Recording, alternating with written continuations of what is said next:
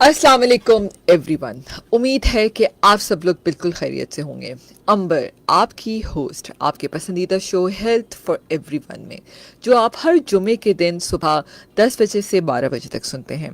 और सामीन, आप जानते हैं कि हम अपने इस शो में मुख्तलिफ डॉक्टर्स को मदऊ करते हैं और आपकी सेहत से मुतालिक मुख्तलिफ सवाल जवाब करते हैं।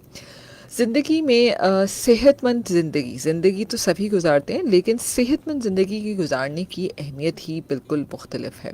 जो शख्स सेहतमंद है, ना वो कि भरपूर ज़िंदगी इंजॉय करता है, बल्कि अपने घर वालों के लिए भी एक बहुत बड़ी सपोर्ट होता है।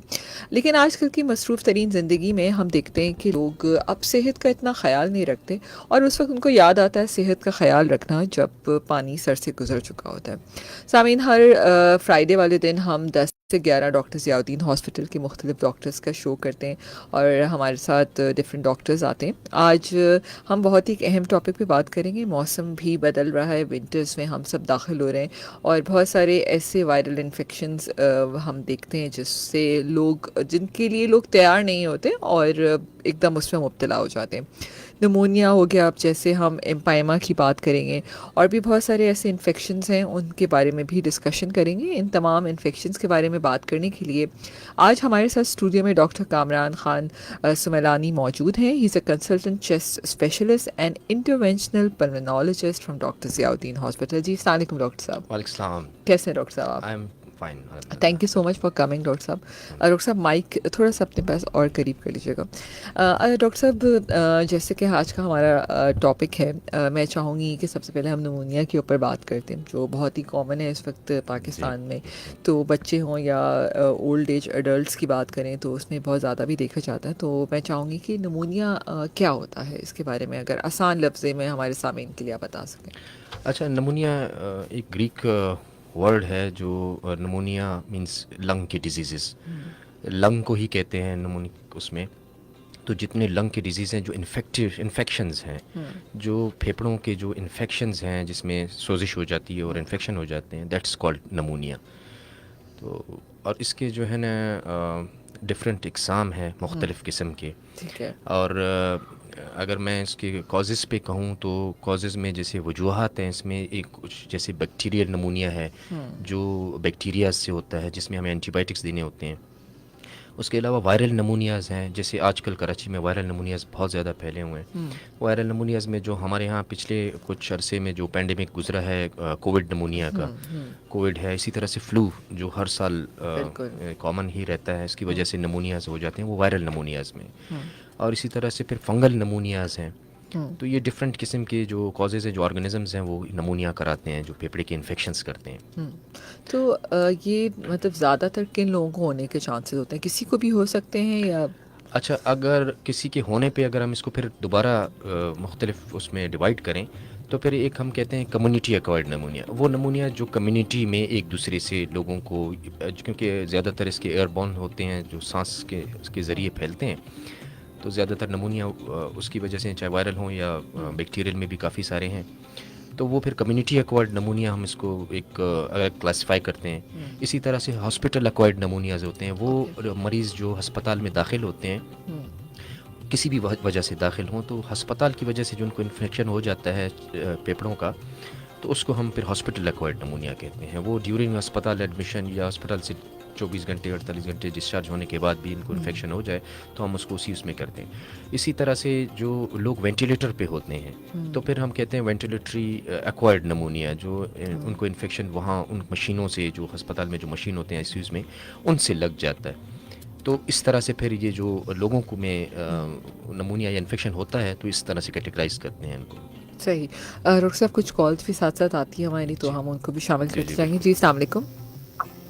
अस्सलामुअलैकुम बाजी, जुम्मा मुबारक हो। डॉक्टर साहब को भी जुम्मा मुबारक है। अस्सलामुअलैकुम। जी, वालेकुम मेरा अस्सलाम। सवाल है, मेरी बेटी जिसकी एज 6 साल है, नाम नादिया है, वो अस्थमा की पेशेंट भी है, और उसे अब जो मौसम चेंज हो रहा है ना, जैसे आज का है और रात का है, तो ऐसे मौसम में उसे पहले खांसी शुरू होती है, फिर पसलियाँ शुरू होती है, फिर उसके साथ तेज बुखार शुरू हो जाता है, जिसे फिर हम वेंटोलिन और एटनेप से नेबुलाइज करते हैं, और फिर उन्हें आबासी में वो पाउडर वाले इंजेक्शन आते हैं ना, तो वो इंजेक्शन लगने शुरू ठीक होते हैं। ठीक है, तो इसके लिए कोई हम एहतियाती बताएंगे, तदाबीर बिल्कुल बता बिल्कुल बताएंगे। बहुत शुक्रिया जी आपकी कॉल करने का। मैंने डॉक्टर साहब से शो शुरू करने से पहले एक रिक्वेस्ट ज़रूर की थी कि हम अस्थमा के ऊपर या दमा जिसे कहते हैं उसके आखिर में हमारे पास 10-15 मिनट होंगे, हम उस पर ज़रूर बात करेंगे। हम आपके सवालात मैंने ये ज़रूर यहाँ लिख लिए, लेकिन हम जी, इसको डिस्कस बाद में बिल्कुल, करेंगे। बिल्कुल। अच्छा, आप बता रहे थे कि नमूनिया की वजूहात आपने बताई और किन किन लोगों को हो सकता है। इसमें कोई एज लिमिट है, बच्चे या बड़े बूढ़े किसी को भी हो सकते हैं, एनी जी, एज? अगर इसको हम वर्ल्ड वाइड क्लासिफाई करें तो ये कैटेगराइज करें तो ये it's a fourth leading cause of death world wide. और बच्चों में चूँकि बहुत कॉमन है, इसकी वजह से जो क्योंकि इसके सिर्फ नमूनिया इन्फेक्शन ही नहीं, इसकी जो कॉम्प्लिकेशंस हैं उनकी वजह से भी फिर। लेकिन ये है कि बच्चों में वो लोग जिनमें क्योंकि वैक्सीनेशन नमूनिया की होती है बच्चों के अंदर, तो जो लोग वैक्सीनेटेड हैं उनमें फिर इसका रुझान कम रहता है। अदरवाइज़ इसमें इसके कॉजेज़ जो मोर्टेलिटी की कॉजेज़ हैं या जो अमवात होती हैं वो बहुत ज़्यादा हैं। इसी तरह से बिल्कुल आपने जैसे कहा कि ओल्ड एज में उनमें, और इस तरह से जो लोग स्मोकिंग करते हैं या जो कोमॉर्बिड्स के साथ हैं जैसे डायबिटिक हैं, हाइपरटेंसिव हैं, इसी तरह से रीनल डिजीज़ के साथ हैं, किडनी फेलियर्स के साथ, इनमें चूँकि क़ुव्वत मुदाफ़त कम होती है तो इनमें होने के चांसेस बहुत ज़्यादा होते हैं। और अगर हो भी गया तो इसकी कंसिक्वेंसेस कहें या फिर कॉम्प्लिकेशंस कहें वो बहुत ज़्यादा होते हैं। इनमें बड़ी एहतियात करनी पड़ती है इनको बिल्कुल। देखने में। डॉक्टर साहब एक छोटा सा कमर्शियल ब्रेक लेते हैं, इसके बाद मैं चाहूँगी कि इसके क्या सिम्टम्स होते हैं, क्योंकि हम ये देखते हैं कि बहुत सारे इन्फेक्शंस ऐसे होते हैं जिनके बहुत सारे सिम्टम्स एक ही जैसे होते हैं और वो इग्नोर हो जाते हैं, जिसकी वजह से फिर मज़ीद पेचीदगियाँ हो जाती हैं। एक कॉल लेके फिर ब्रेक की तरफ जाते हैं। जी अस्सलाम वालेकुम।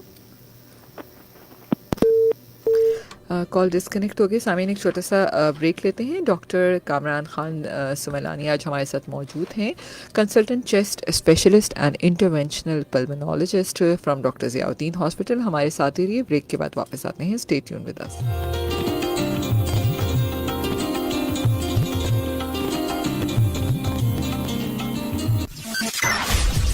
We will be right back after this short commercial break. अब सेहत की नई उम्मीद, ज़ियाउद्दीन अस्पताल सक्खर, सेहत की तमाम सहूलियात के साथ। डॉक्टर ज़ियाउद्दीन अस्पताल सक्खर, मुकम्मल और बाएतबार सहूलत का मरकज़। अभी कॉल करें 021-111-942-942। मैं हूँ फाद मुस्तफा। जैसे पहाड़ से खिसकने वाला ये पत्थर अपने साथ ना रुकने वाली तबाही का बायस बन सकता, वैसे ही पोलियो जैसा खतरनाक मर्ज 1 से 2, 2 से 4 और ये ना रुकने वाला सिलसिला न जाने कितने बच्चों की जिंदगियों को माजूरी में बदल सकता। इसलिए न सिर्फ अपने 5 साल के बच्चे बल्कि अपने मोहल्ले के हर बच्चे को पोलियो के कतरे पिलाने में अपना किरदार अदा कीजिए। पोलियो टीम के लिए अपने घर के दरवाजे खोल दीजिए। अपने बच्चों को न सिर्फ पोलियो बल्कि विटामिन ए के कतरे पे लाजमी पिलाएं। फैसला आज करना है अगर कल बच्चे को चलना, समझे? पोलियो बूथ 28 अक्टूबर से 3 नवंबर तक।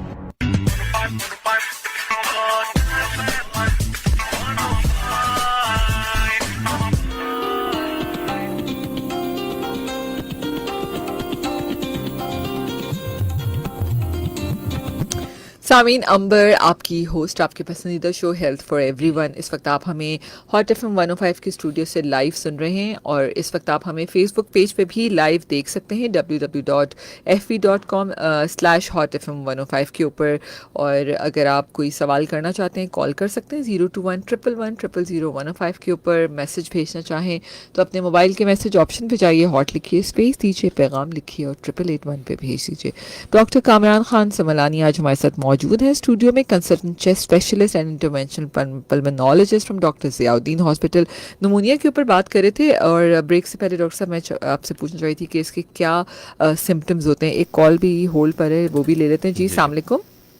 वालेकुम सलाम। जुबैदा अदीब नॉर्थ नाज़माबाद से। जी जुबैदा, कैसी हैं आप?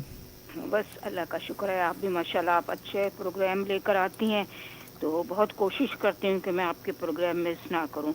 तो आज पल्मोनरी मतलब जी पल्मोनोलॉजिस्ट, जी बिल्कुल आज हमारे साथ। पल्मोनोलॉजिस्ट डॉक्टर साहब का नाम क्या? डॉक्टर कामरान खान। अस्सलाम वालेकुम डॉक्टर साहब। नमूनिया पे बात कर रहे हैं। डॉक्टर साहब बात दरअसल ये है कि निमोनिया फैला हुआ तो है आजकल, लेकिन मैं ये ज़्यादातर बच्चों में देख रही हूँ। हालांकि बच्चों को हम ठंडा पानी भी नहीं पिलाते, बदपरहेज़ी भी नहीं होती। ज़्यादातर माएँ तो 2-3 साल तक के ब्रेस्ट फीडिंग करती हैं। तो क्या वजह है कि ये निमोनिया की बीमारी जो है, हालांकि नीमोकोकल इसका वैक्सीन भी है जो बचपने में भी लग जाता है, इसके बावजूद मैं ये देख रही हूँ कि बीमारी फैल रही। प्लीज़ डॉक्टर साहब ज़रा डिटेल्स इसके बारे में बताएं। बहुत शुक्रिया। जी, बहुत शुक्रिया आपकी कॉल करने का। जी डॉक्टर साहब।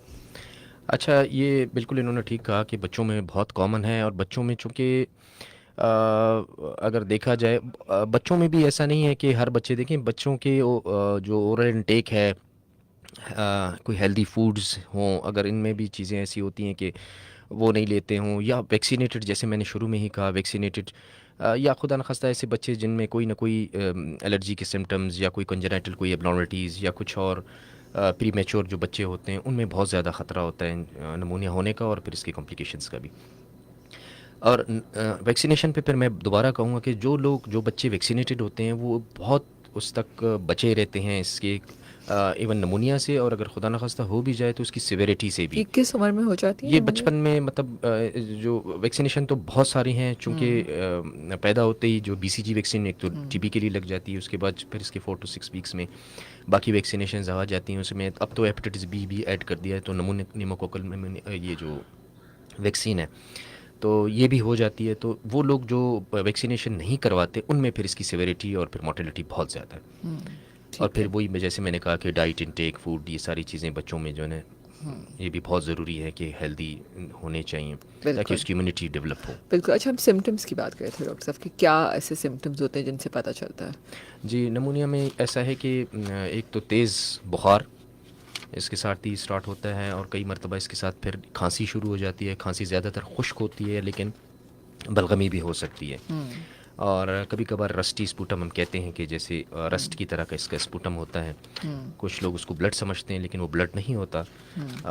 और भी कुछ कॉजेज़ हैं जिनमें हो सकता है ब्लड, लेकिन ये है कि बुखार और खांसी, इसी तरह से सांस में दुश्वारी, सांस में तकलीफ़ लेना, और सीने में दर्द, जो चेस्ट पेन है। तो किसी भी साइड का कोई जहाँ इन्फेक्शन होगा वहाँ चूँकि जब प्लूरल इन्वॉल्वमेंट हो जाती है इसमें, तो फिर सीने में दर्द होता है इसके अंदर। सही।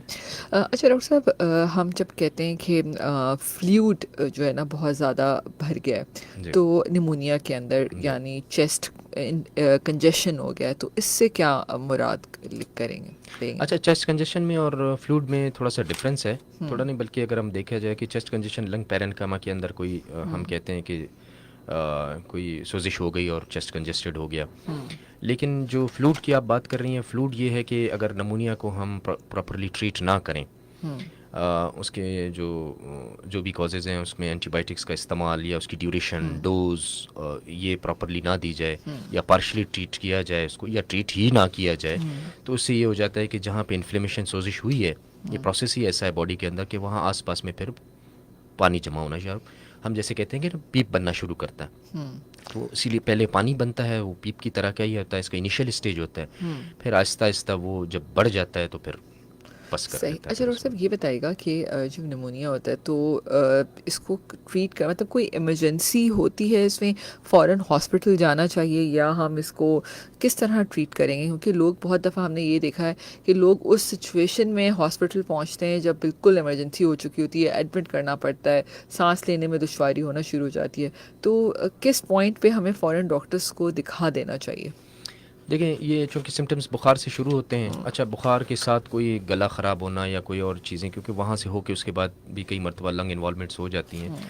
तो बुखार अगर सबसाइड नहीं हो रहा एंटीबायोटिक्स लेने के बावजूद, तो इट मीन्स कि कोई वैसे बुखार के दौरान अगर सस्पेक्ट कर रहे हैं बैक्टीरियल इन्फेक्शन, तो ब्लड कल्चर्स और ब्लड की जो रिपोर्ट्स हैं वो भिजवानी चाहिए, ताकि उनको जब तक वो आ जाएँ तो हम एम्पेरिकल थेरेपी देते हैं उसके साथ।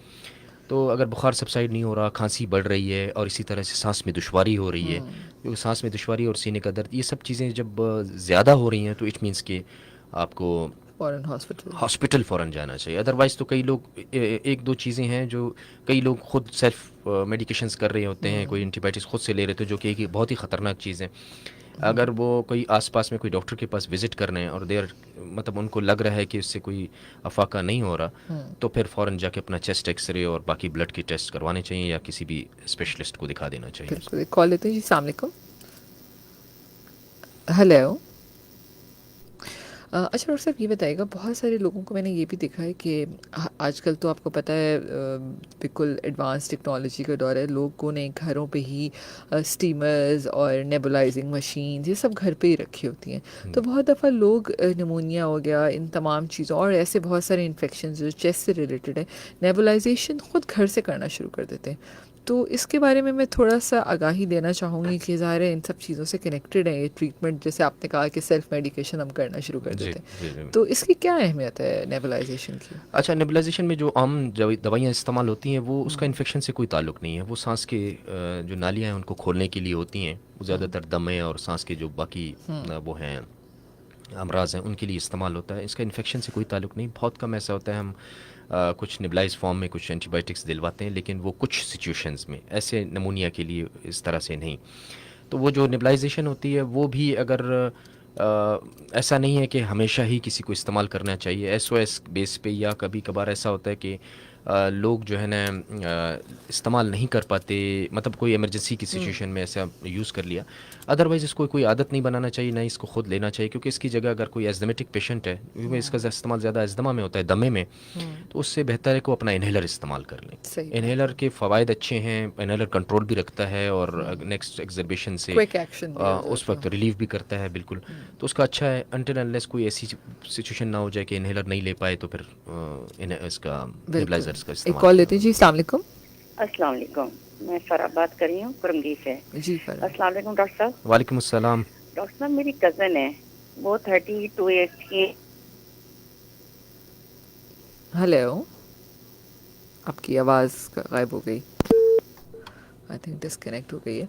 अच्छा डॉक्टर साहब ये बताएं कि अगर निमोनिया को वक्त में ना ट्रीट किया जाए तो कॉम्प्लिकेशंस क्या हो सकती हैं? अच्छा, नमूनिया को अगर ट्रीट ना किया जाए, या जैसे मैंने कहा पार्शली ट्रीट करें, या प्रॉपर एंटीबायोटिक्स उस ऑर्गेनिज्म की ना हो, तो इसमें जो कॉम्प्लिकेशंस हैं वो काफ़ी फिर ख़तरनाक साबित हो सकती हैं। इवन इस मतलब इसमें जो है ना मोर्टेलिटी रेट इसीलिए बढ़ जाता है, क्योंकि अगर ये प्रॉपर ट्रीट ना हो या टाइम पे ट्रीट ना हो। इसमें एक तो ये है कि फेफड़े के इन्फेक्शंस, जैसे आपने अभी डिस्कस किया कि आसपास में फ्लूइड, जिसको हम पैरानिमोनिक एफिशिएंट कहते हैं, या एम्पायमा हो जाता है, जो लंग्स की अगर हम बात करें, और मल्टीपल लोबार नमूनिया भी हो सकते हैं, दूसरे लोब्स को लंग के इन्वॉल्व कर सकता है। इसी तरह से बाकी जो सबसे ज़्यादा अच्छा, इसके साथ हार्ट को इन्वॉल्व कर सकता है, दिल के को अफेक्ट कर सकता है, इन्फेक्शन वहाँ जा सकता है। सबसे जो ख़तरनाक चीज़ है वो सेप्सिस है। सेप्सिस हम कहते हैं कि जो इन्फेक्शन है वो ब्लड के अंदर फैल जाए। जब ब्लड में आ जाता है तो फिर कहीं भी किसी भी ऑर्गन को इन्वॉल्व कर सकता है। वो फिर दिमाग की तरफ जाके मेनिंजाइटिस करा सकता है, दिमाग की सोजिश कराता है, और इसी तरह से गुर्दों की तरफ जाके उनमें भी इन्फेक्शंस करा सकता है। तो फिर कहीं मल्टीपल एब्सिसेस करा सकता है, पस करा देता है बॉडी के अंदर। और इसी तरह से मतलब there is a list of complications के इस इन्फेक्शंस की वजह से मेन कोई भी वाइटल ऑर्गन्स को कहीं डिस्टर्ब मैं कर सकता कहीं कहीं पे भी, क्योंकि सेप्सिस हो गया तो फिर वो डिसेमिनेट हो जाएगा, फिर डीआईसी और बाकी चीज़ें और बहुत सारी कॉम्प्लिकेशंस हैं। एक कॉल लेते हैं जी। अस्सलाम वालेकुम। वालेकुम सलाम व रहमतुल्लाहि व बरकातुहू। जी इरफान बात कर रहा हूँ, जी डॉक्टर से बात कर रहा हूँ। डॉक्टर को भी अस्सलाम वालेकुम। वालेकुम अस्सलाम। जी इरफान साहब। जी डॉक्टर साहब, मैं आपसे ये सवाल करना चाहता हूँ, हम लोग खुद अपना सफाई खुद करें, अपना एहतियात करें, हम लोग को कोई बीमारी नहीं लगेगा। हम लोग को चाहिए अपना घर पे जाए, बाहर से आते कहीं भी जाए, कहीं रिश्तेदार में घर से आते, अपने घर में आइए, अपना हाथ धोए साबुन से, पाँव धोए, चेहरा धोए। फिर उसके बाद हम लोग मास्क का ज्यादा इस्तेमाल करें। क्या किसी को खांसी लगा, दूसरे का बंदे को बीमारी सही, लगेगा बिल्कुल नहीं, बिल्कुल बिल्कुल आपने बिल्कुल, बहुत ज़बरदस्त बात की। बहुत बहुत शुक्रिया आपकी कॉल करने का। जी, बहुत थैंक शुक्रिया। यू। अल्लाह बिल्कुल ऐसी बात इनकी बहुत ज़बरदस्त जी जी है बिल्कुल कि इरफान साहब हाथ ने बिल्कुल धोएं सही फ़ौरन और बात की। मास्क का इस्तेमाल करें। सफाई निस्फ़ ईमान है, और इस ये रखेंगे तो बहुत सारे इन्फेक्शन से बचे रहेंगे। बिल्कुल, और मास्क पहनना तो वाकई में ये बात तो बड़ी है। कोविड के टाइम में हम कहते थे कि कोविड खुद नहीं आता, आप लेके आते हैं उसको। सही तो घर में बात। लेके आते थे, घर वाले तो बाहर नहीं जाते थे। सही बात। तो घर में जो बूढ़े लोग होते थे, दूसरे जो अफेक्टेड होते थे, So true। तो बिल्कुल आप सही कह रहे हैं। एक कॉल लेके फिर दूसरे सवाल पे जाते हैं जी। अस्सलाम वालेकुम। अस्सलाम वालेकुम। मैं फराह बात करी, पहले लाइन डिस्कनेक्ट हो गई जी थी। फरा जल्दी से बता मेरी दीजिए। कज़न है, वो 32 एज की हैं। ठीक है। उन्हें ना सर्दियों में जब भी फीवर होता है ना डॉक्टर साहब, वो बताओ क्या कहती हैं, वो ना बाजी मुझे बचपन में नमूनिया हुआ था ना, ये उसका असर है। तो डॉक्टर साहब ये बात है कि एक साथ ये होती है चीज, प्लीज जरा थोड़ा सा बताइएगा। अच्छा, ये जो बचपन में जो इन्फेक्शंस होते हैं ये कई मरतबा फेफड़े को इन्वॉल्व ख़राब कर देते हैं, लेकिन ऐसा नहीं है कि सिर्फ वो साल में एक ही मरतबा होगा तो वो वही फीवर है। हो सकता है उनको बार बार वायरल इन्फेक्शंस हो रहे हो किसी भी वजह से। अदरवाइज़ जो बचपन में इन्फेक्शंस होते हैं उसमें कई मरतबा जो फेफड़े हैं उसमें हम ये वैसे कहते हैं कि जो ज़ख़म बन जाता है तो वो फिर बार बार फिर बलगम की शिकायत, फिर खांसी, फिर बुखार ऑन एंड ऑफ, ये सब चीज़ें होना, ये सब चीज़ें रहती हैं क्योंकि फेफड़ा प्रॉपर या तो डेवलप नहीं हो पाता या फिर वो इन्फेक्टेड ही रह जाता है या वो ख़राब चूँकि हो चुका होता है तो फिर उसकी इम्यूनिटी इतनी अच्छी नहीं रहती तो उसमें बार बार इन्फेक्शंस होते रहते हैं। तो ये लेस लाइकली है कि बचपन में हुआ और फिर अभी हर साल हो रहा है, तो साल साल में तो हो सकता है कि उनकी इम्यूनिटी ऐसी हो या फिर जो है ना उनको बार बार इन्फेक्शंस हो रहे हैं। बिल्कुल। अच्छा डॉक्टर साहब, मैं चाहूँगी कि हम नेक्स्ट उसके ऊपर आ जाए हम कि पैराफेनिक इफ्यूजन, ये क्या पैरानिमोनिक इफ्यूजन, पैरानिमोनिक इफ्यूजन ये क्या होता है, इसके बारे में घर में बताइए। अच्छा, ये इस पे मैं इसलिए वो करना चाह रहा हूँ क्योंकि ये जो है ना जो नमूनिया है, मैं जैसे कहा कि इसको अगर आप प्रॉपर्ली ट्रीट ना करें तो आसपास में फिर इफ्यूजन बनना शुरू कर देता है। तो वो पानी जो बनता है वो पस की जो है ना इनिशियल स्टेज होती है, तो उसके बाद जब ये बढ़ जाता है या ज़्यादा हो जाता है तो फिर इसको हम कुछ इसके टेस्ट कराते हैं पानी के इसके, फिर इसको ड्रेन करना ज़रूरी होता है क्योंकि अगर इसको हम ड्रेन नहीं करेंगे या निकालेंगे नहीं या इसका जो है इलाज नहीं करेंगे प्रॉपर्ली तो फिर वहाँ पे ये आहिस्ता आहिस्ता चूँकि इन्फेक्टेड होता है, उसके अंदर जरासीम उसके होते हैं तो फिर या उसके इफेक्ट्स होते हैं तो फिर वो वहाँ पे पस बन के प्रॉपर एक पस फॉर्म में आ जाता है जिसको हम फिर एम्पायमा कहते हैं। येलो कलर का होता है जी। उसके बाद फिर इसकी कलर जो है ना इसका चूँकि बिल्कुल पस की तरह होना शुरू कर देता है और ये चूँकि पहले जो नमूनिया होता है वो लंग पैरेन्काइमा है, फेफड़े के अंदर का इन्फेक्शन है और ये जो पानी बनना शुरू हो जाता है, ये जब पानी बनता बनता फिर ये झिल्ली को, जो फेफड़े की जो झिल्ली है उसको इन्फेक्ट करता है। जैसे झिल्ली को इन्फेक्ट किया तो वहाँ से जो पानी है वो फिर बाहर आ जाता है, जो मैं अगर कहूँ कि फेफड़े और जो छाती की जो वो हैं पसलियाँ हैं इनके दरमियान में फिर पानी आना शुरू हो जाता है, जो प्लूरल कैविटी कहते हैं हम इसको। कि हम कॉम्प्लिकेशन की तरफ जा रहे हैं। जी जी, कॉम्प्लिकेशन है, नमूनिया की ही कॉम्प्लिकेशन है। मैं यही कह रहा हूँ कि अगर पार्शली ट्रीट हुआ या ट्रीट प्रॉपर्ली नहीं हुआ या नहीं किया तो वहाँ पे फिर इसकी कलेक्शन हो जाती है और वो वहाँ पे फिर इसका जो क्वांटिटी है उसकी वो भी बढ़ना शुरू करती है और उसकी जो है ना फिर वो ऑर्गेनाइज्ड होना शुरू कर देता है और उसमें जो है ना चूँकि इन्फेक्टेड है तो फिर वो उसमें जाले बनने शुरू करते हैं जिसको हम सेप्टिशंस कहते हैं और फिर और ज़्यादा ऑर्गेनाइज्ड होगा, इसके छोड़ेंगे तो और वो जाके फाइब्रोथोरेक्स करेगा, फाइब्रोसिस करवा देता है, फिर सख्त हो जाता है वो। अच्छा, हम वो देखते हैं कि जैसे बहुत दफ़ा हुआ कि कोविड में पूरे लंग्स जो है ना वो पैचेस बड़े बड़े आना शुरू हो गए, ये फिर इसी तरह होता है कि आहिस्ता आहिस्ता बिल्कुल वो लंग ख़त्म हो जाता है। अच्छा, कोविड में चूँकि वायरल नमूनिया है उसमें वो बिल्कुल पैचेस बनते हैं। पैचेस एक जो इसके कॉम्प्लिकेशन में जैसे मैंने सेप्सिस कहा, मैंने कहा कि फेफड़ों में फैल जाता है तो हम इसको कहते हैं ARDS, acute respiratory distress syndrome. ये बैक्टीरियल नमूनिया में भी इसके कॉम्प्लिकेशंस हैं और वायरल नमूनिया में कोविड में चूँकि ARDS हो जाता था तो फेफड़े जब जो सांस की जो नालियाँ हैं उनमें जब सोजिश हो जाती है, सोजिश और इसकी जो पैचेस होते हैं चूँकि वो दिखते पैचेस की तरह एक्सरे में और CT स्कैन में, तो जब इनमें सोजिश हो जाती है तो सांस की नालियाँ ब्लॉक हो जाती हैं।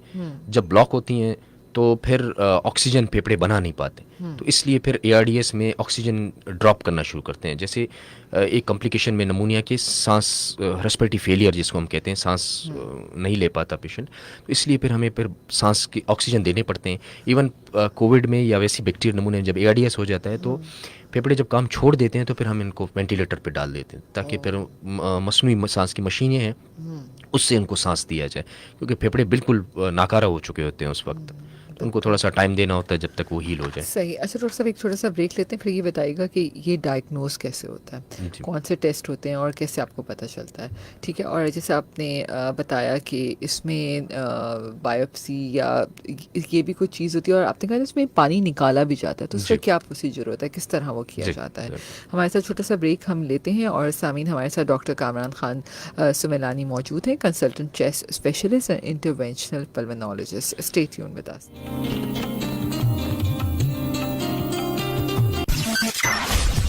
We will be right back after this short commercial break. अब सेहत की नई उम्मीद, ज़ियाउद्दीन अस्पताल सक्खर, सेहत की तमाम सहूलियात के साथ। डॉक्टर ज़ियाउद्दीन अस्पताल सक्खर, मुकम्मल और बाएतबार सहूलत का मरकज़। अभी कॉल करें 021 111 942 942।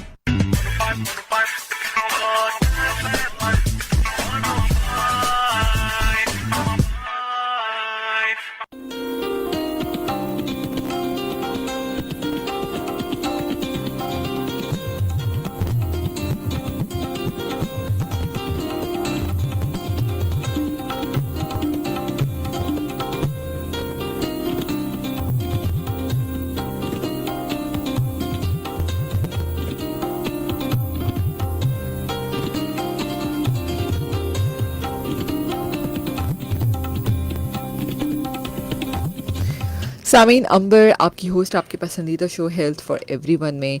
सामीन इस वक्त हम बात कर रहे हैं निमोनिया और एम्पाइमा के ऊपर और डॉक्टर कामरान खान सुमलानी आज हमारे साथ स्टूडियो में मौजूद हैं। He is a consultant chest specialist as interventional pulmonologist. अच्छा डॉक्टर साहब, इंटरवेंशनल रेडियोलॉजिस्ट भी मुझे पता है, कार्डियोलॉजिस्ट भी होते हैं, ये पल्मोनोलॉजी की इंटरवेंशनल पल्मोनोलॉजी की कोई नई फील्ड आई है इस वक्त? नहीं, इसको नहीं तो नहीं कह सकते, लेकिन ये है कि चूँकि हमारे यहाँ पाकिस्तान में इतना इसका ज़्यादा वो मतलब रुझान है नहीं, था नहीं, सॉरी, लेकिन अभी काफ़ी जो है ना, जो हमारे यंग पल्मोलॉजिस्ट आ रहे हैं तो इस पे काफ़ी काम हो रहा है।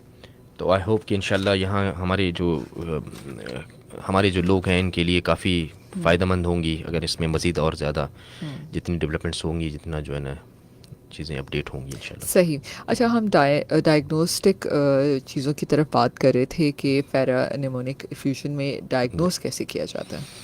अच्छा, जैसे मैंने कहा कि एक मरतबा जैसे नमूनिया हो गया, चेस्ट इन्फेक्शन सस्पेक्ट कर रहे हैं तो सीने का एक्सरे ज़रूर करवा लेना चाहिए कोई भी, क्योंकि खांसी हो रही है, इसका मतलब है सांस में तकलीफ हो रही है, तो लंग्स इन्वॉल्व हैं, फेफड़े इन्वॉल्व हैं। तो जो पैरानिमोनिक इफ्यूजन है या जो नमूनिया है वो एक्सरे पे एक आइडिया हो जाता है कि जी पैच है, नमूनिया है, या फिर आसपास में इसके फ्लूइड बनना शुरू हो गया है। इसको मज़ीद कंफर्म करने के लिए हम अल्ट्रासाउंड करते हैं। सीने का जो अल्ट्रासाउंड है, चेस्ट अल्ट्रासाउंड, उसमें पानी नज़र आ जाता है चाहे कितनी भी क्वांटिटी में हो, और उसके साथ जो पानी के अमाउंट कितनी है, उसमें कोई सेप्टिशंस बन गए हैं या जो है ना वो ऑर्गेनाइज्ड हो रहा है, तो या कोई थिकनिंग स्टार्ट हो गई है, तो ये सारी चीज़ों का हमें अल्ट्रासाउंड से पता चलेगा। और फिर अल्ट्रासाउंड गाइडेड हम इसमें एस्पिरेट करके जो फ्लूइड है निकाल के उसको टेस्ट के लिए फर्दर भिजवा सकते हैं। इसके अलावा हम सिटी स्कैन सीने का करवा सकते हैं, और चूँकि शुरू में बेसलाइंस बहुत ज़रूरी हैं जिसमें CBC है, जो इसमें हम इन्फेक्शन का हमें पता चलता है कि इन्फेक्शन है और कौन से सेल्स बड़े हुए हैं, और इसी तरह से ब्लड कल्चर भिजवाना बहुत ज़रूरी है। जो फ्लूइड आ जाता है तो फ्लूइड का कल्चर भी भिजवाना ज़रूरी है। इसी तरह से अगर नमूनिया वाले को बलगम आ रहा है तो फिर बलगम के कल्चर्स और बलगम के जो डिफरेंट इन्वेस्टिगेशंस हैं वो भी करवानी चाहिए। अच्छा, इसमें बायोप्सी की क्या अहमियत है? बायोप्सी क्यों करवाते हैं हम इसमें? अच्छा, इन्फेक्शन चूँकि प्लूरल फ्लूइड जब बन जाता है लंग के आसपास में, जो प्लूरल कैविटी में, तो इसमें कई मरतबा ऐसा होता है कि हमें अगर हम नमूनिया सस्पेक्ट कर रहे हैं, कंफर्म है हमें कि चीज़ शॉर्ट वो है, ड्यूरेशन है, क्योंकि हम थोड़े से कुछ चीज़ों में कन्फ्यूजन इसलिए होती है कि हमारे पास पेशेंट अक्सर जो टर्शियरी केयर सेटअप है या कोई स्पेशलाइज्ड OPD है, वहाँ पे बहुत, या इमरजेंसी है, बहुत देर से प्रेजेंट करता है पेशेंट, तो इसका इतना ड्यूरेशन हो जाता है कि फिर हमें कुछ बहुत सारे इन्फेक्शंस में हमें डिफरेंशिएट करना पड़ता है कुछ, क्योंकि प्लूरल फ्लूइड जो जमा होता है पानी जो फेफड़ों के उसमें कैविटी में, उसके बहुत सारे कॉजेज़ हैं। लेकिन जो इन्फेक्टिव कॉजेज़ में अगर हम जाएँ तो हमारे यहाँ चूँकि TB बहुत कॉमन है, तो हमें उसको मिस नहीं करना चाहिए। और इसी तरह से जो नमूनिया और जो पस है, पीप है, उसमें और TB में इनमें डिफरेंशिएट करने के लिए फिर बायोप्सी से ही हम कंफर्म करते हैं, जो प्लूरल बायोप्सी करते हैं। अच्छा, ये TB भी एक वजह हो सकती है इसकी? जी बिल्कुल, TB हमारे यहाँ तो बहुत कॉमन वजूहत में से है जो TB एम्पायमा है। अच्छा, बहुत दफ़ा एक्सीडेंटल और चेस्ट ट्रॉमास भी होते हैं जी, क्या उसमें भी ये देखा जाता है? जी बिल्कुल, जो चेस्ट ट्रॉमास होते हैं चूँकि उनको थोरेसिक सर्जन्स डील करते हैं, लेकिन उसमें ट्रॉमा की नौयत पे भी डिपेंड करता है। कई मरतबा रिब्स पंक्चर होके, ये ब्रेक होके लंग को पंक्चर कर देते हैं, या वहाँ पे जब कलेक्शन हो जाती है फ्लूइड की, वैसे तो ज़्यादातर ब्लड की कलेक्शन होती है जिसको हम हीमोथोरेक्स कहते हैं, तो हीम ब्लड को कहते हैं, थोरेक्स मतलब थोरेसिक कैविटी में इसकी ये जमा हो जाते हैं। उसको अगर कोई ट्यूब डाल के हम वो ना करें तो वो भी ऑर्गेनाइज्ड होके फिर बाद में इन्फेक्शन, या वैसे भी जो क्योंकि कोई फॉरेन बॉडी या किसी चीज़ से जो इंजरी हुई है वो भी इन्फेक्टिव हो सकता है, तो वो इन्फेक्शन करा सकता है इन एरियाज़ में। सही। अच्छा डॉक्टर साहब, एक कॉल है फेसबुक पे, एक हमारे पास मैसेज है कि what is the cause of chronic white mucus with cough after every time flu? Is this a chronic bronchitis और एस्थमा? अगर एक्सरे भी क्लियर हो तो। अच्छा, एक्सरे ज़्यादातर कफ में या अपर एयरवेज के इन्वॉल्वमेंट में क्लियर ही होता है। ये जो इस तरह का जो वाइट म्यूकस है, कई मरतबा चूँकि फ्लू अगर बता रहे हैं तो फ्लू में चूँकि पोस्ट नेजल ड्रिबलिंग होती है, जो नज़ला है वो पीछे की तरफ गिरता है, और ये ख़ास तौर पे जब कोई बंदा इंसान जाग रहा होता है तो उस वक्त तो निगल लेता है उसको, लेकिन जब सो रहा होता है तो जो जितने भी ओवरऑल कैविटी में जो फ्लूइड है वो सारे का सारा लंग्स में जा रहा होता है, क्योंकि उस वक्त तो इंसान निगल नहीं रहा होता जब सो रहा होता है। और इसी की ज़्यादातर सिम्टम यही कि जब सुबह उठता है तो उसको खांसी ज़्यादा हो रही होती है सुबह के वक्त में, क्योंकि जितना उसने वो चूँकि जो हमारे मुंह में जो फ्लूइड बन रहा होता है वो चूँकि नॉर्मल फ्लोरा होता है, वो 50 ml 60 ml लंग्स में चला जाता है जब हम रात में सोते हैं। ये चूँकि इरिटेटेड फ्लूइड होता है, एलर्जिक फ्लूइड होता है, ये जब जाता है तो फिर खांसी कराता है। जो कफ आउट करते हैं तो ये म्यूकस सिक्रीशंस वही होती हैं जो निकाल रहा होता है, इसलिए लंग भी क्लियर है और वही सिक्रीशंस जो है ना कफ आउट कर रहा है। अच्छा, ये जो पैरानिमोनिक इफ्यूजन है, क्या ये लॉन्ग टर्म एक मसला हो सकता है? इसको ठीक होने में टाइम लगता है? जी, इसमें असल में ये भी एक चैलेंज है, निमोनिक इफ्यूजन और पैरानिमोनिक इफ्यूजन और एम्पायमा जब बन जाता है तो इसको मैं वही कह रहा हूँ कि इसको फ़ौरन रेफ़र करके, अगर आप मैनेज नहीं कर पा रहे या आपको लग रहा है कि जी आपके पास वो स्पेशलिटीज़ नहीं है, तो इसको फ़ौरन रेफ़र कर देना चाहिए स्पेशलिस्ट के पास, क्योंकि अगर इसको ट्रीट नहीं करेंगे तो इसके जो कॉम्प्लिकेशंस हैं पैरानिमोनिक इफ्यूजन के, कि एम्पायमा बना और एम्पायमा के बाद एम्पायमा के भी हम कहते हैं कि इसको कैटेगराइज करते हैं 3 स्टेज में। स्टेज 1 है जिसमें सेप्टेशंस बन रहे होते हैं, स्टेज 2 है जिसमें ये भी इनिशियली ऑर्गेनाइज हो रहा होता है, और स्टेज 3 में बिल्कुल ऑर्गेनाइज्ड हो जाता है। जब ये ऑर्गेनाइज्ड हो जाता है कहीं पे भी पस, तो फिर वो सख्त होना शुरू करता है। जब सख्त होता है तो फिर उसकी वह जो झिल्ली है वो मोटी होनी शुरू हो जाती है, उसमें थिकनेस आ जाती है।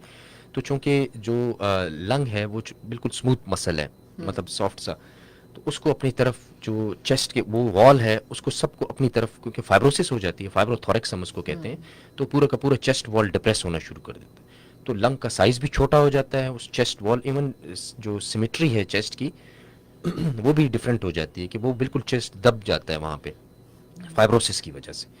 और इसी तरह से पसलियाँ भी जो है ना एक दूसरे के साथ बिल्कुल नैरो हो जाती हैं। और उसके बाद चूँकि फिर हमारे पास सर्जरी का भी ऑप्शन नहीं होता, क्योंकि फिर तो उस लंग का कोई फ़ायदा नहीं है, ना वो फिर खुल सकेगा, और बस ऐसे समझे कि वो डिस्ट्रॉय हो गया, वो सारा ख़राब कर दिया उसने। तो फिर एक लंग के ज़रिए ज़िंदगी गुजारी जा सकती है अगर एक ख़राब हो जाए? जी, एक अल्लाह ताला ने 2 लंग दिए हैं, 2 किडनीज़ दी हैं, लेकिन एक लंग के, लेकिन वो देखें फिर वही बात होती है कि सब चीज़ें अल्लाह ताला की नेमतें हैं। अगर एक लंग है तो एक में इन्फेक्शन हो जाए तो एक से काम चल रहा होता है, एक रह गया तो चूँकि उस तरह से काम नहीं होता। लेकिन ये है कि वो लंग अगर हम अपना एक हाथ ज़्यादा इस्तेमाल करते हैं तो उसमें पावर ज़्यादा रह जाती है, जिसको बनिस्बत उसके जिसको कम करते हैं। तो वो लंग चूँकि डबल काम कर रहा होता है, उसमें उसका साइज़ भी बड़ा होना शुरू कर दे।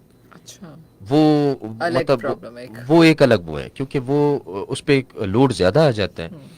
तो हम कई मरतबा कहते हैं कि वो फिर चूँकि वो उसका एक तो काम ज़्यादा हो गया, दूसरा ये है कि इस पर अगर इन्फेक्शन खुदा न खास्ता हो गया तो फिर आप और कोई ऑप्शंस नहीं होते कि उसको पर। सही बात है। अच्छा, ये बताइएगा कि आपने जैसे कहा कि इसके फ्लूइड को हम निकाल भी सकते हैं, निकालते भी हैं, तो वो क्या तरीक़ेकार होता है? उसको कैसे पंक्चर करके निकाला जाता है? जी, चूँकि मैंने कहा कि जब फ्लूइड बनता है तो फिर वो झिल्ली को के ज़रिए झिल्ली को क्रॉस करके फिर प्लूरल स्पेस में आ जाता है, जो छाती की जो हमारी पसलियाँ हैं उनके और लंग्स के दरमियान में होता है। ये फ्लूइड फेफड़े के अंदर नहीं होता, ये इस स्पेस में होता है।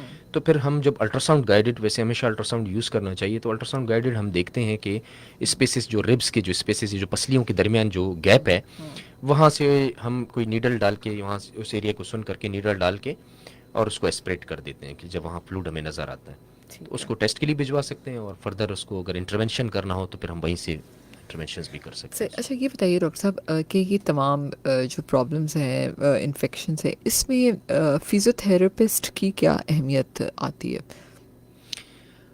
अच्छा, मैं बड़ा इनकरेज करता हूँ फिजियोथेरेपी को, और ख़ास तौर पे चेस्ट में, और भी बहुत सारे डिजीज़ में। ऐसा नहीं है कि जितने भी लिम्स की डिजीज़ हैं ऑर्थोपेडिक में बाकी हैं, इवन सर्जरी के बाद, लेकिन ये है कि चेस्ट में इसका बड़ा इनका रोल है। पहले इस चीज़ को नहीं इतना नोट किया जाता था, नोट शायद नहीं किया जाता था, या इसका रुझान ऐसा नहीं था, लेकिन हम तो शुरू से ही, क्योंकि कोविड के टाइम में भी हम लोगों का इनके साथ वास्ता, पल्मोलॉजिस्ट का तो वास्ता बहुत पड़ता है। हमने अपना ओपीडी, मेरे ख्याल से हमें तो 8-10 साल हो गए, हमने एक स्पेशलाइज्ड फिजियोथेरेपी डिपार्टमेंट अपने वार्ड के अंदर बनाया हुआ है।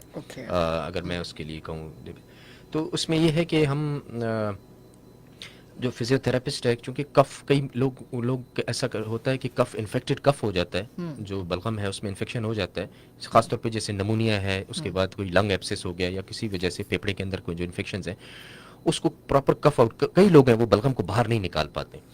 तो फिर फिजियोथेरेपी, जो चेस्ट फिजियोथेरेपी है, कफ असिस्ट हैं, डिफरेंट इनके पास वो हैं, मैनुअल टेक्निक्स भी हैं, और भी किस्म की टेक्निक्स हैं जिसमें ये कफ आउट करवाते हैं पेशेंट को। बहुत सारे पेशेंट को तो आता भी नहीं निकालने। जी, निकालना भी नहीं आता। और अच्छा, एक जो मैं यहाँ पे आपके प्रोग्राम के वसत से बताना चाहूँगा कि ज़्यादातर लोग खांसी जब होती है, कई लोग तो खुद ही करते हैं, कई लोग जो आसपास के डॉक्टर से खांसी का शरबत ले लेते हैं। बिल्कुल, बहुत ज़्यादा। जी, ये बहुत ही ख़तरनाक चीज़ है, क्योंकि खांसी के कॉजेज़ होते हैं। हम हमेशा एज अ पल्मोलॉजिस्ट कहते हैं कि you have to treat the cause, मतलब आप खांसी की वजह को ट्रीट करो, खांसी खुद ठीक हो जाएगी, बजाय इसको आप खांसी को सप्रेस करें। तो इस तरह खासतौर पे जो इन्फेक्टेड बलगम होता है, ये कोई पस होता है, इसका कलर भी येलो हो रहा होता है या फिर ग्रीन हो रहा होता है, तो इट्स मीन्स कि वो इन्फेक्टेड है और वो पस है। पस का हमेशा रूल ही यही है कि जहाँ पे उसको निकाल दें, उसको बाहर निकाल दें। चाहे कहीं पे भी पस बन रहा हो, उसको निक दे के भी आपका कोई तो इन्फेक्ट करेगी बाकी चीज़ों को भी। तो उसमें हम कहते हैं कि हम इनको इनकरेज करते हैं, हम ऐसे वो देते हैं, म्यूकुलेटर्स देते हैं, हाइड्रेट करवाते हैं पेशेंट को, ताकि वो बलगम पतला हो और निकले बाहर। तो इसी तरह से फिजियोथेरापिस्ट का फिर इसमें बड़ा रोल होता है कि उसको निकालने में हेल्प करे। तो अगर इन्फेक्शन का लोड कम हो जाएगा तो एंटीबायोटिक भी अपना अच्छा काम करेगी और लंग भी जल्दी हेल्दी हो जाएंगे। तो इसलिए, और हम अगर इसको सप्रेस कर देंगे तो बलगम जब अंदर इन्फेक्टेड रहेगा तो वो फिर फेफड़े में और ज़्यादा कॉम्प्लिकेशंस करेगा। ऐसे ही है। और मतलब इतनी ज़्यादा खांसी के शरबत इस्तेमाल किए जाते हैं अब तो, हर्बल हो गया और पता नहीं क्या क्या हो गया, कंटिन्यूस हम बस पी रहे होते हैं। इवन अस्थमा में भी इस तरह की, क्योंकि अंदर सोजिश हुई होती है, तो आप जब तक सोजिश को ठीक नहीं करेंगे तो खांसी को बंद करना मतलब उसके साथ तो सही बात है। और अस्थमा में तो बहुत खांसी एक लॉन्ग टर्म रहती है। अच्छा, ये बताइए कि जब हम एम्पाइमा की बात करते हैं तो क्या मरीज़ सही डॉक्टर के पास पहुंच पाता है, उसको ये पता चल जाता है कि हमें किसके पास जाना है? क्योंकि आई नो कुछ ऐसी बीमारियां हैं जिसमें शायद लोगों को नहीं समझ आती कि किसके पास जाना है। लेकिन ब्रेक पहले ले लेते हैं, ठीक है? ब्रेक के बाद इस सवाल का जवाब डॉक्टर कामरान से पूछेंगे। सामीन हमारे साथ ही रहिए, अगले 15 मिनट हैं हमारे पास अभी भी, और आखिर में 5 मिनट में आज़मा पे ज़रूर बात करेंगे। हमारे साथ ही रहिए, स्टे ट्यून्ड विद अस।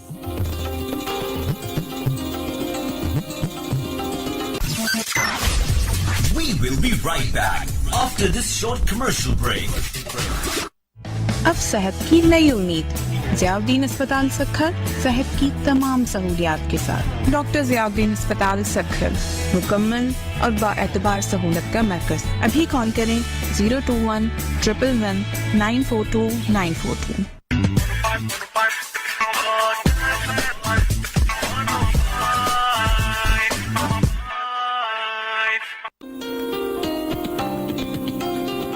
सामीन अंबर, आपकी होस्ट, आपके पसंदीदा शो हेल्थ फॉर एवरीवन में इस वक्त आप हमें सुन रहे हैं हॉट FM 105 के स्टूडियो से लाइव। मेरा और आपका साथ 11 बजे तक रहेगा। सामीन, आज हमारे साथ स्टूडियो में डॉक्टर कामरान खान सुमलानी मौजूद हैं। Is a consultant chest specialist, as interventional pulmonologist from doctor Ziauddin hospital. Pneumonia empyema के ऊपर हमने आज बात की, पैरानिमोनिक इफ्यूजन के ऊपर भी बात की। एक कॉल लेते हैं डॉक्टर साहब। जी, अस्सलाम वालेकुम। वालेकुम सलाम मैडम, कैसे हैं? मैं इकबाल ताजुद्दीन बोल रहा हूँ। आज फेसबुक नहीं चल रहा है आपका? जी, क्या बोल रहे हैं आप? फेसबुक आपका लाइव? जी जी बिल्कुल लाइव चल रहा है। अच्छा, पता नहीं मेरे मोबाइल का, तो मैं तो बाक हो गया था घूमने, तो वहाँ पर भी आपको मैंने वैसे। चलो, अच्छा, आज नमोनिया पर है ना प्रोग्राम? जी जी बिल्कुल। कुछ सवाल? हाँ, सवाल ये है कि नमोनिया क्या किसी भी उम्र में हो सकता है, और दूसरा ये कि अगर वैक्सीन लिया हुआ है फिर भी नमोनिया होने के चांसेस हो सकते हैं? ठीक है जी, बहुत शुक्रिया। अच्छा डॉक्टर, सवाल अच्छा इनका एक कि बहुत सारे, जैसे अभी सितंबर के महीने में लोग, मैं देखती हूँ कि लोग फ्लू वैक्सीन्स लगा रहे होते हैं, और निमोनिया वैक्सीन क्या ज़िंदगी में एक ही दफ़ा लगानी होती है या इस पर थोड़ा सा बता दीजिए। वैसे जो है ना, जैसे अभी इन्होंने जो कॉलर थे वो आउट ऑफ कंट्री थे, इनको तो बहुत ज़्यादा एहतियात करनी होगी, क्योंकि वहाँ डिफरेंट, जहाँ आप विज़िट के लिए जाते हैं तो डिफरेंट कंट्री से लोग आए होते हैं, वहाँ पे इन्फेक्शंस के काफ़ी ख़तरे भी होते हैं और चांसेस भी होते हैं। दूसरी बात जो उन्होंने नमूनिया इसके लिए वैक्सीनेशन के लिए की, वैक्सीनेशन में बिल्कुल वैक्सीनेशन काफ़ी हद तक नमूनिया के डिफरेंट ऑर्गेनिजम्स को कवर कर लेता है। कॉम्प्लिकेशन की तरफ लेके जाती होगी। मतलब ये है कि एक हद तक जो ज़ाहिर है कंट्रोल करके रखता है, मगर ये है कि इन्फेक्शन के चांसेस होते हैं, लेकिन उसकी सिविरिटी कम हो सकती है, या कोई ऐसा ऑर्गेनिज्म हो जो वैक्सीनेशन से कवर ना हो रहा हो। अदरवाइज़ इसके वो हैं, जैसे आपने कहा कि लाइफ में एक टाइम ऐसा नहीं है, अगर वैसे ये 5 साल में दोबारा आप दे सकते हैं, जो वैक्सीनेशन है वो करवा सकते हैं, लेकिन हम ओल्ड एज में कहते हैं कि 50-55 ईयर से ज़्यादा पे एक ही मरतबा लगवा लें, दैट्स इनफ।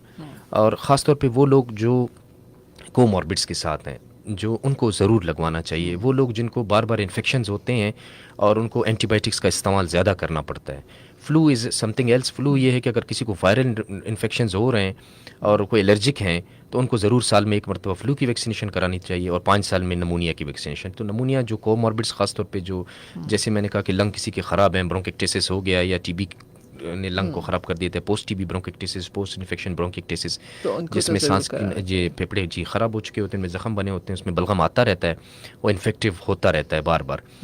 तो इस तरह के लोगों को वैक्सीनेशन करानी चाहिए। सीओपीडी के पेशेंट जो लोग बहुत ज़्यादा स्मोकिंग करते हैं और उनको सीओपीडी डेवलप हो चुका होता है तो उनमें भी जो है ना वैक्सीनेशन ज़रूरी है ताकि उनको बार बार इन्फेक्शंस ना हो। सीओपीडी का कोई ट्रीटमेंट मौजूद है वैसे इस वक्त? सीओपीडी का देखें मेन ट्रीटमेंट तो ये है कि सिगरेट जिस भी स्टेज में हो आप उसको छोड़ देनी चाहिए। कई लोगों को हो भी जाता है तब भी वो स्मोकिंग कर रहे होते हैं और वैसे इसके लिए इनहेलर्स हैं, बाकी दवाइयाँ हैं, लेकिन ज़ाहिर है वो जो लंग हेल्दी लंग होते हैं उस तरह तो इंसान नहीं रह सकता, लेकिन क्वालिटी ऑफ लाइफ अफेक्ट होती है। बिल्कुल। अच्छा, ब्रेक से पहले मैंने सवाल किया था कि एम्पायमा का पेशेंट कौन से डॉक्टर के पास रेफ़र होता है?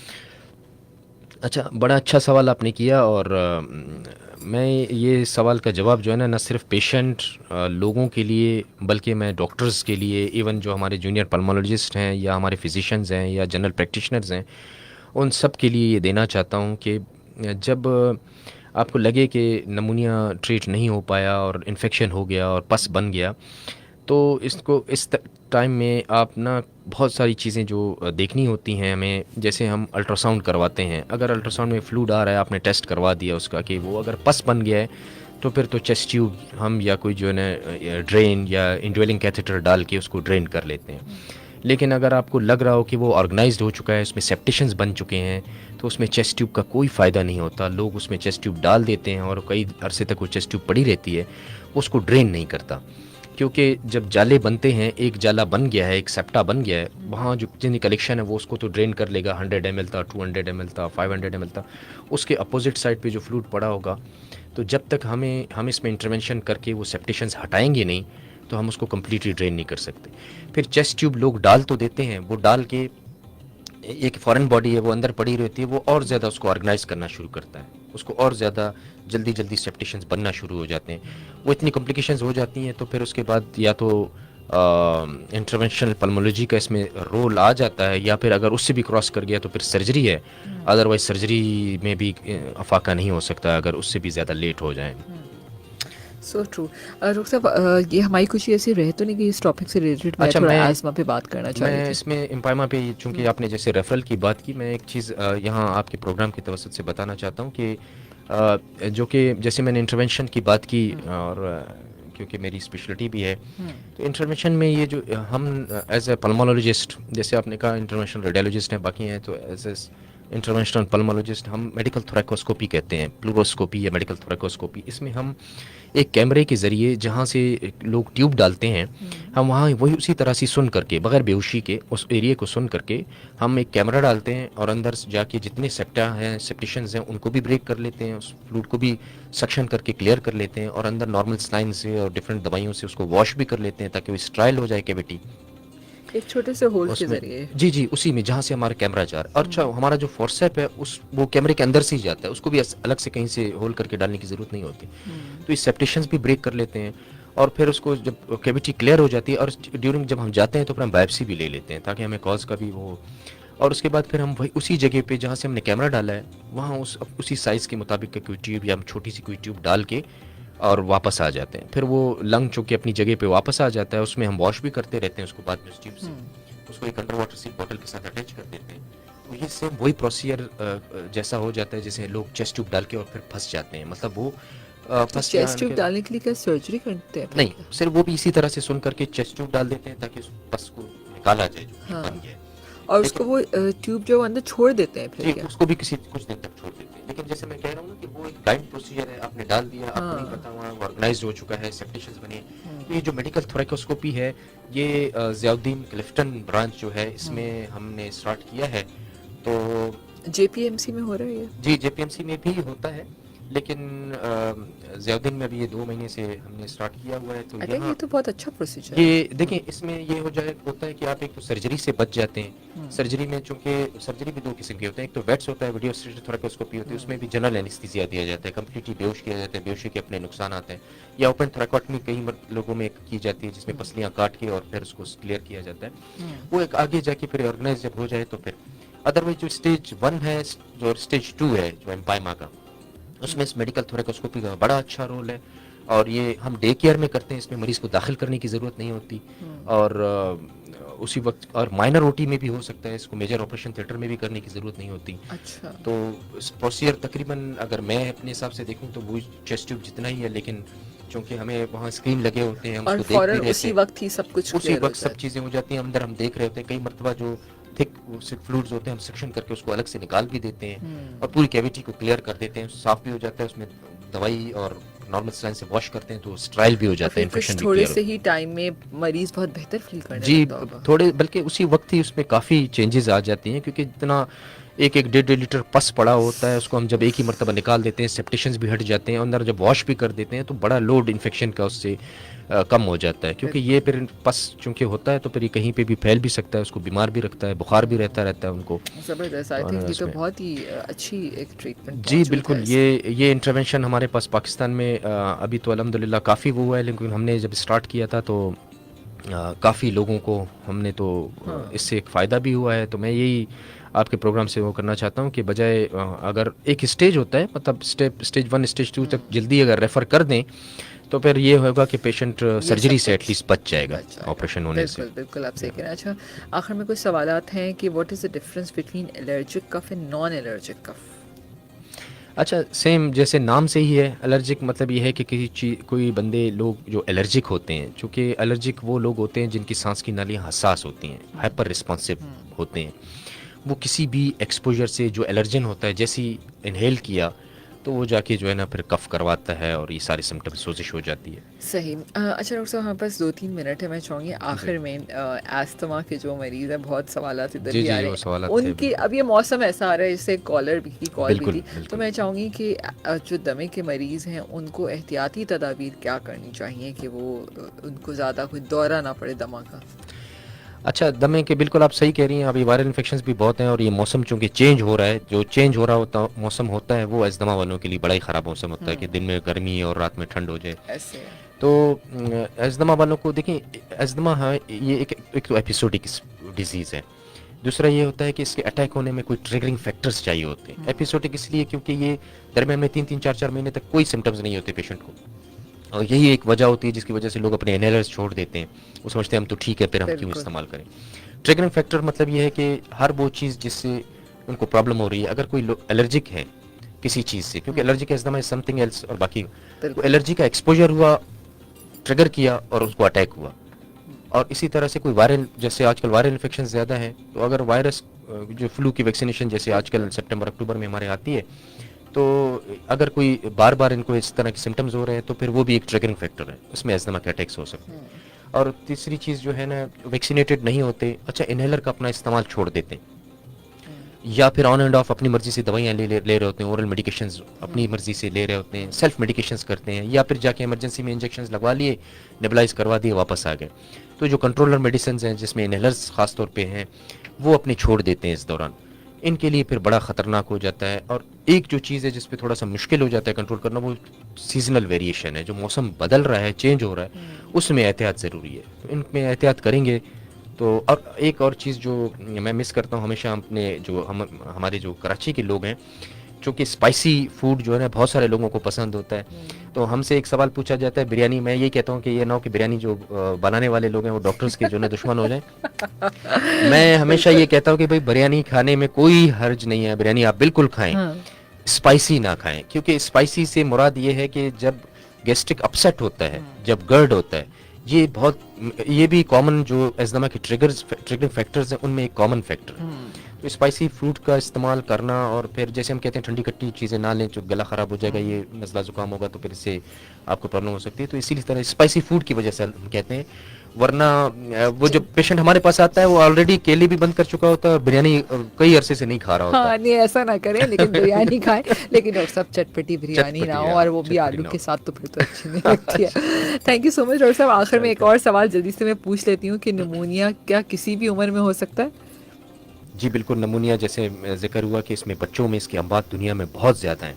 हाँ। खासतौर पे नॉन वैक्सीनेटेड जो बच्चे होते हैं, तो अपने बच्चों को ज़रूर हिफाजती टीके लगवाएं, और ये आपकी हिफाजत के लिए हैं और इसको सारे डॉक्टर्स रिकमेंड करते हैं। कभी किसी ने मना नहीं किया। अगर खुदा न खास्ता ऐसी चीज़ होती तो सबसे पहले डॉक्टर्स ही आपको आगाह करते। तो हम हमेशा इनकरेज करते हैं कि अपने बच्चों में, अगर अपने बच्चों की, क्योंकि बच्चे इंसान को ज़ाहिर है उनकी के लिए इंसान कर रहा होता है, उनको वैक्सीनेशन करवाएंगे तो बार बार अस्पतालों के चक्करों से और इमरजेंसी दौड़ने से इनसे भी बचाएंगे। बाकी तो सेहत ज़िंदगी सब अल्लाह के हाथ में। बिल्कुल। तो और इसी तरह से जो ओल्ड एज जो है, जैसे एक और चीज़ मैंने बताई, जो कोमॉर्बिड्स के साथ हैं, जो डायलिसिस पे जो लोग हैं या जिनके लंग ऑलरेडी इन्फेक्टेड हैं, ऑलरेडी डायबिटिक हैं, जो शुगर में कुव्वत मुदाफ़त कम होती है, तो किसी भी किस्म के जरासीम लग सकते हैं। जी कौन है हमारे साथ कॉल पे?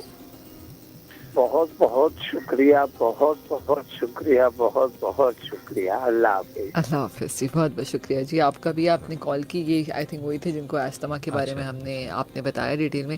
Thank you so much doctor साहब फॉर कमिंग। और इन कॉल्स बहुत सारी आ रही हैं, लेकिन इंशाल्लाह फिर किसी और उसमें हम ये नया टॉपिक यही वाला रखेंगे।